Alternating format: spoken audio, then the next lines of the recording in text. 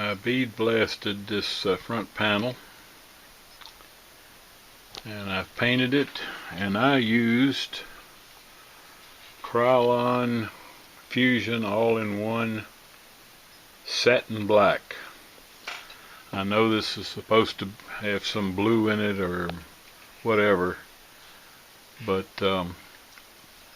I really like this finish. This satin has got just the right amount of sheen to it. It's not too shiny, and it turned out beautiful. So now we got to start filling in these letters. All of the techniques that I have always used for filling these letters on other radios have not worked out well on this radio. One of the problems is these, when they stamp these letters into this panel, they're not very deep, and in some cases the letter is not even complete. It's just one end of the letter may be about halfway stamped, and the other is up even with the surface of the panel, so it's hard to get enough paint in them. So I've pretty much ruined the paint job on this panel experimenting with things. You can see here, in order to sand the excess white paint off, I've had to get into the black, and there's the bare spots right there. So in the end, I'm going to have to bead blast this again and repaint it black. But I thought, well, since it's already messed up, I'm going to do some experimenting with other ways of doing this. And by the way, when you sand these, it dulls that black finish. So if I can get this light out of it. But if you spray some satin clear on top of it, then that brings back the shine. So that I've done this area in here, I wanted to test that also. So after I sanded it and dulled it, then I sprayed some satin clear on it. So as I said, I'm experimenting here, and these letters I did with, this is a paint pen that I got at Walmart. I've used these before, and they, at least on this panel, let me go back a little bit. On these others, I was using regular Modeler's paint. That's always worked for me before. But this little pen, it's got a sharp point on it, and it works even better as far as putting paint in it. It doesn't put too much, it doesn't glob up on you, and when it dries, it actually shrinks a little bit. So I'm able to control much better the amount of paint. There's one of the bars that shows positions. And so now what I'm going to do, the other thing was, when I sanded these other letters, I was using a piece of 320, I think this is, wet and dry 320. And I think that's a little abrasive, and it tends to want to pull some of the paint out of the letter. So I've gone and got me some 2000 grit, which is almost like paper. So I'm going to try it on these letters and see how they work out.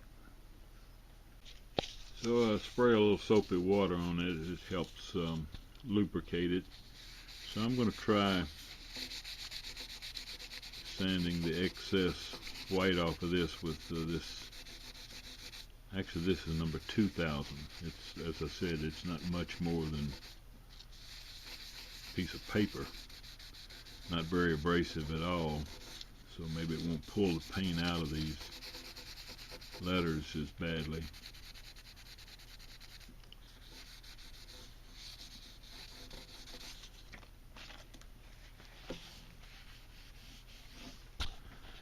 That SX-28 turns out about perfect. You can see though this M right here, I don't know if I can't get a real good close-up, but when they stamped it, they just didn't stamp that right there good enough, and just a little tiny bit of the letter that's it's not complete. So let me continue on here with this part of it. So far I'm liking what I'm seeing. Using this finer grit paper is doing the trick, I believe. That looks real good. One little place right there.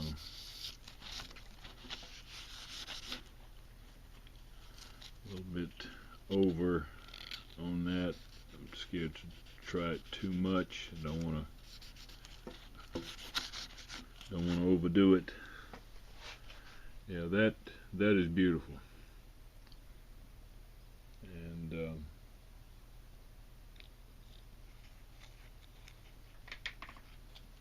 so let me try this little bar here. Also perfect. Okay, so this seems to be what's going to work.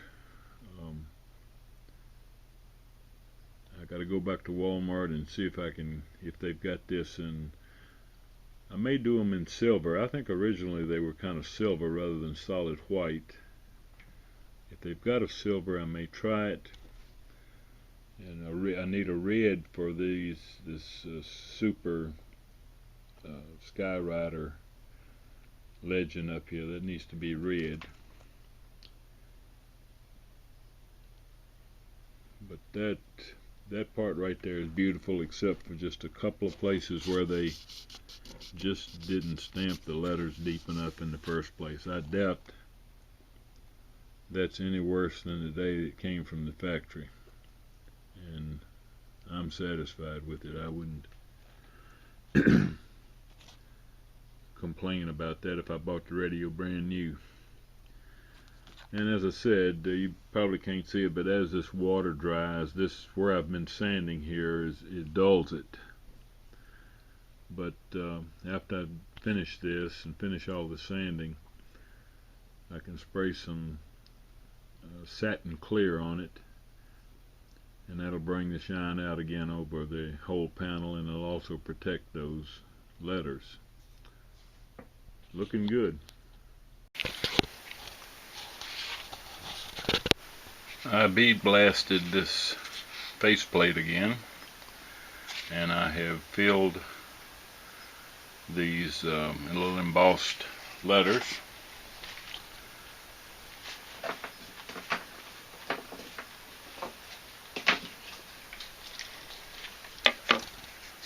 I'm using these paint sticks. They're called painters.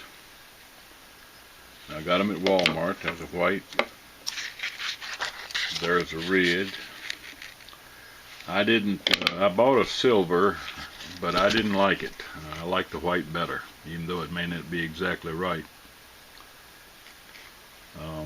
And I've let this dry overnight. I love these pens. I think they're going to work out great, because the paint is kind of thin and it flows into those grooves.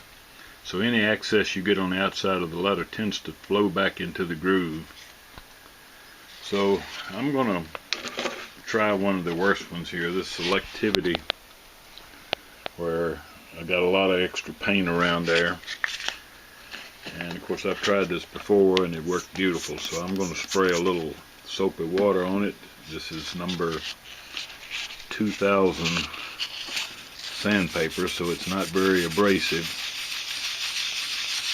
and it won't damage the black paint on the panel as much.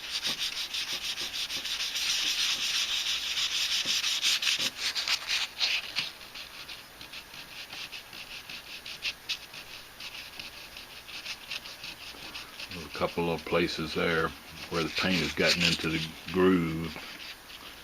And it's alligator finish. I'm trying to get it with my fingernail, not bother anything else.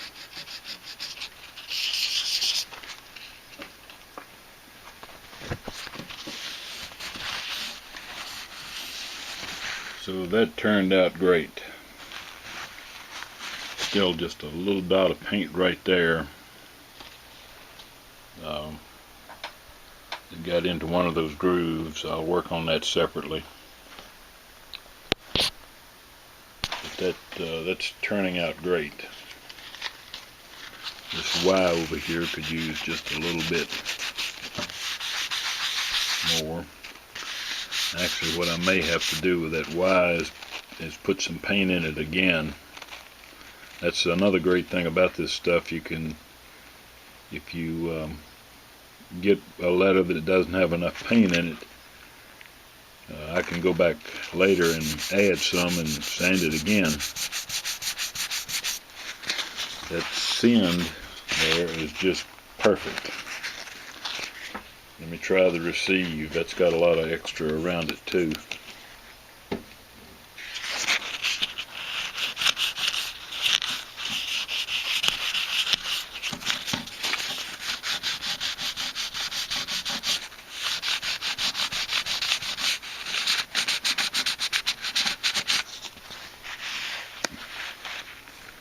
Looks good except for the E. I may need to put a little more in the top of that E and sand it again. But this method is just about as perfect as anything. The first time I've ever used these paint sticks. I've always used some like modeler's paint or whatever, and the modeler's paint is so thick and dries so hard you end up sanding too much of your black.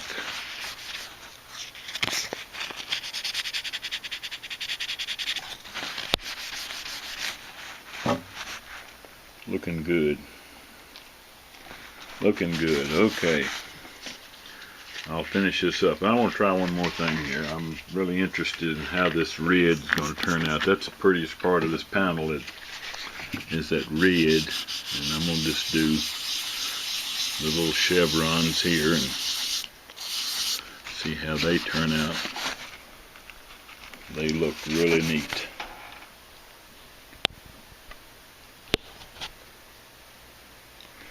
They're looking really, the whole thing is just looking great.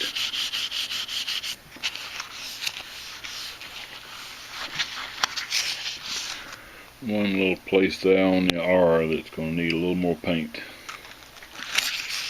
Okay, this is working great. I debated whether I wanted to spray some satin clear on this or just try to polish it, polish those dull areas where the sandpaper turns the black dull. And so I'm trying to polish it, because this polish, this is Meguiar's 205. I use this a lot in auto restoration work. And it's like a third or fourth buffing compound, very fine, not real abrasive. So I've already done over here, and it's working very well. It's taken that dull area that I created with the sandpaper, and it's bringing it out quite nicely. So I think I'm going to go with that and not put any clear on it.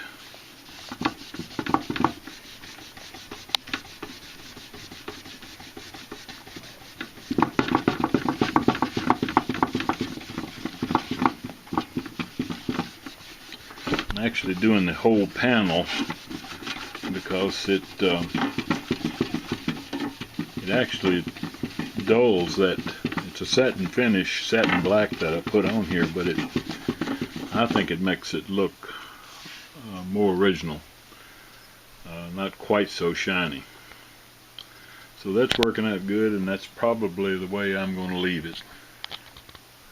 I ordered new dowels from Radio Days, and of course they tell you that you're only going to get the dowel.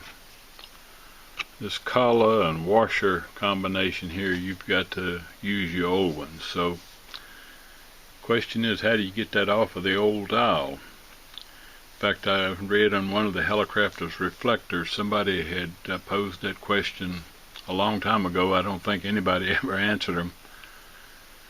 But this is the way I did it.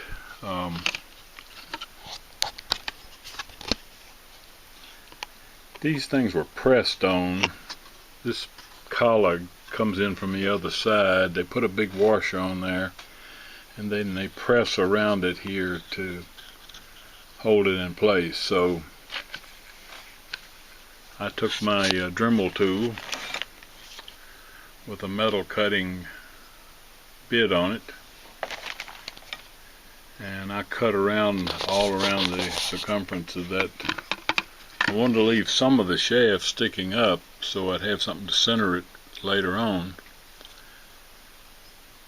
And then I laid me a big pair of pliers down on this block of metal here, steel. Set this inside the pliers because I'm too lazy to walk down to the shop and get a socket that would work. And then I just peck that with a hammer, and this washer comes off,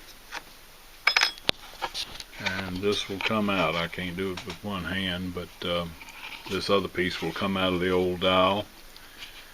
And so then you got to put the new dowel back on here, and I intend to probably use either JB Weld. I kind of hate to use that in case somebody has to take it off years later. May just use some silicone on it. Doesn't take a lot, doesn't have a lot of pressure on it. But that's the way I did mine.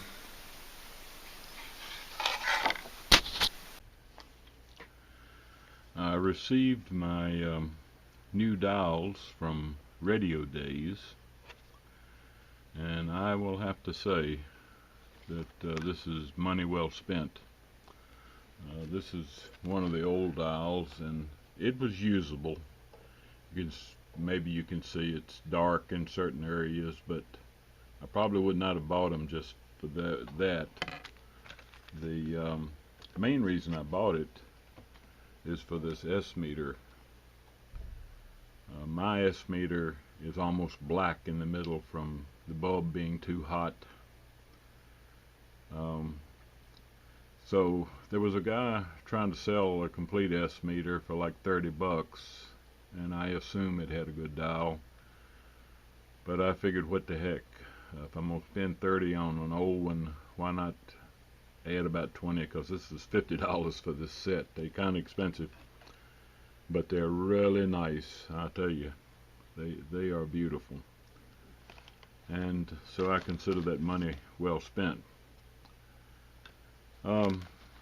So now I've got to put these flanges back on this new dial, and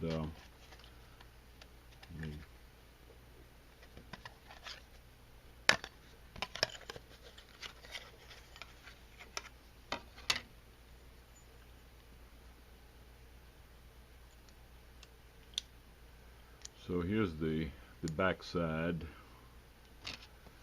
and then this goes with the dials facing outward. So what I'm going to do, I'm going to put just a dab of silicone on it. This is just plain old black RTV gasket maker, and I don't want it to be too permanent, so I'm just going to put a dab of Move some of this out of the way. On here. Somebody may want to take this off later on. Maybe me. Just want a little bit.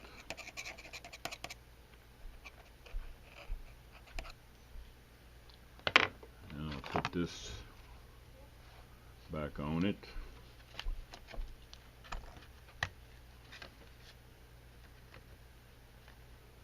And then I'm going to put another little dab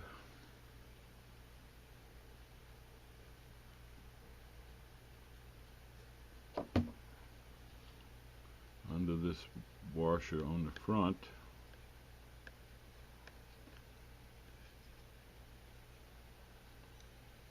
Not much.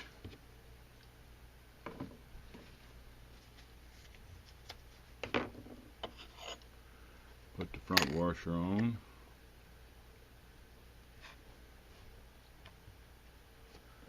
And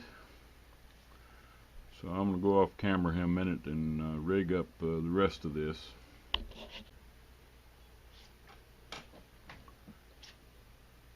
So here's the system I came up with. I've got about a 1/2 inch socket on that side. You have to have a socket to clear because that little shaft sticks out past that big washer, and you got to have something that'll clear that. And then on the back side there's another washer, and then a piece of threaded rod with a nut on each end to squeeze it all together so that it'll be absolutely flat and absolutely square. So I'm going to let that dry for a while. I will put a little JB weld on that outside surface to secure that, but very little, so once again, whoever has to take this thing apart later on, all they have to do is grind it off and take it apart.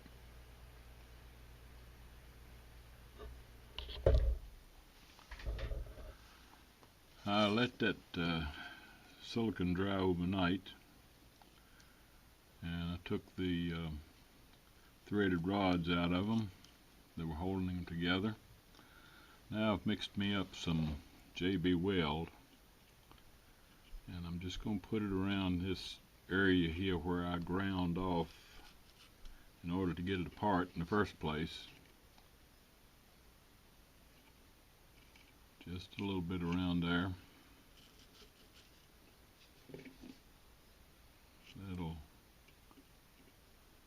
That should keep it from separating in the future. And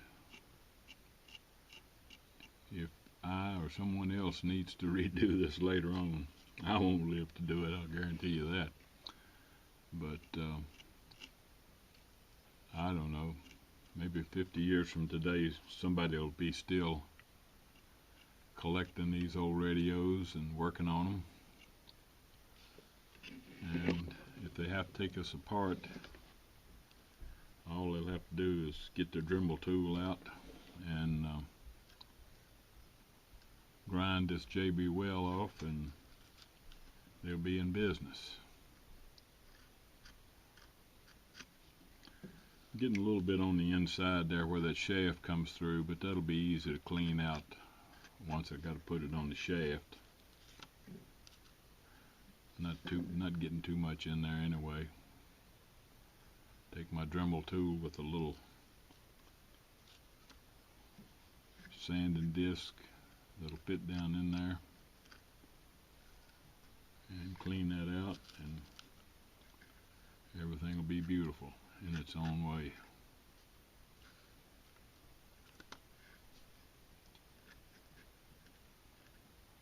Alright, that ought to be good for 100 years.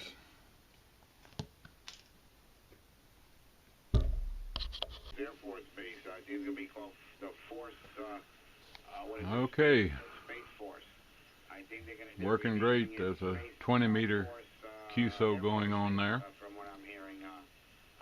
and it takes a proud position with my SX-28A, my Hamlin HQ-180A, and with my Night Kit R100. This is my original novice rig since I've kept since about 1960-61. I still use it, make a few contacts every now and then, and I'm still rock bound. Keep me a bunch of crystals up here on top. I've got a VF1, but it doesn't run very well on this transmitter. I'm going to have to build a separate power supply for it. Just haven't gotten around to doing it. But anyway, the SX-28A working good.